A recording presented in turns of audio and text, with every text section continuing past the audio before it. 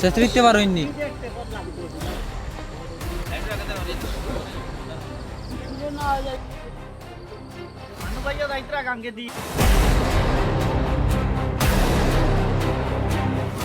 আশঙ্কা ছিলই, শেষ পর্যন্ত সত্যি প্রমাণিত হলো। ভেঙে গড়িয়ে পড়ল রংঘর ভাঙ্গার পার ফুটব্রিজ। যে কোনো মুহূর্তে ভেঙে পড়তে পারে রংঘর ভাঙ্গার পার ফুটব্রিজ। শনিবারই এই আশঙ্কা প্রকাশ করে এনকেটিভি বাংলায় খবর হয়েছিল। সতর্ক করে দেওয়া হয়েছিল প্রশাসনকে, কিন্তু কোনো কাজ হয়নি।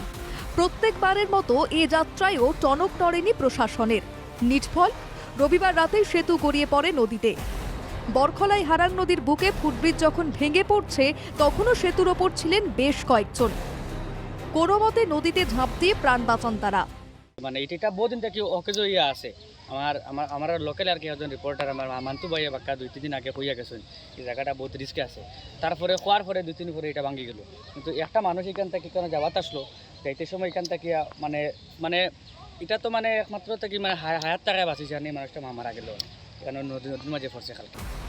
বেশ কয়েকদিন থেকে জরাজীর্ণ রংঘর ভাঙ্গার পার সংযোগী ফুটব্রিজ।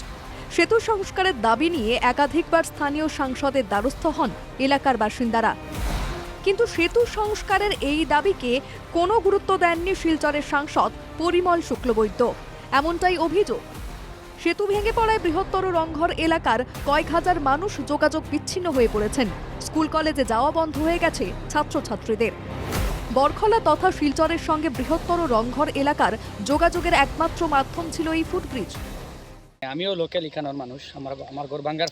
তো এই রংঘর যে এরিয়া 5,000 উপরে মানুষ আসুন, আজকে এই ব্রিজটা ভাঙ্গার কারণে তারা আওয়া যাওয়া টোটালি বিচ্ছিন্ন। এখানে কোনো লাইন নেই আওয়া যাওয়ার, বহুত দূর ঘুরে আইতে লাগে। তো আমি রিকোয়েস্ট করি আর মানে যারা আসেন এই মানে এই সিস্টেমও আপনারা তাড়াতাড়ি যাতে ওই ব্রিজটারে মানে যে ফুটব্রিজ যেটা এটা সুন্দর করে দেওয়ার লাগিয়া, কারণ বহুত মানুষ এখানে আওয়া যাওয়া করেন। বা এখানে স্কুল আছে, স্কুলের ছাত্রছাত্রী সকাল সকাল আজকে যখন ছাত্ররা আইতে গেলে সবথেকে বড় প্রবলেম আর দারো স্কুল, 2টা স্কুল আছে এখানে, Bikrampur high school, high secondary school, 2টা স্কুলের ছাত্র ওই সাইড থেকে সোনাপুরের প্রায় ছাত্র এই দিক দিয়ে আইন শর্টকাট হিসাবে।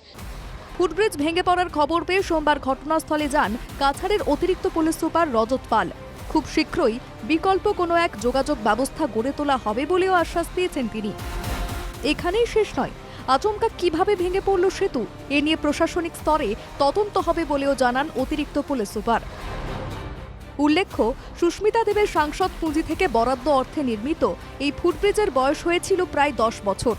কিন্তু এই 10 বছরের সংস্কার এবং রক্ষণাবেক্ষণের কোনো কাজই হয়নি, ফলে জরাজীর্ণ চেহারা নিয়েছিল এই ফুটব্রিজ। সব মিলিয়ে বৃষ্টির প্রথম পদক্ষেপই বরাকের সার্বিক উন্নয়নের ছবি চোখে আঙুল দিয়ে দেখিয়ে দিল। শিলচর থেকে আহাতুল আহমেদ ও বরখলা থেকে রাজর্ষি শর্মা মজুমদার, এনকেটিভি বাংলা।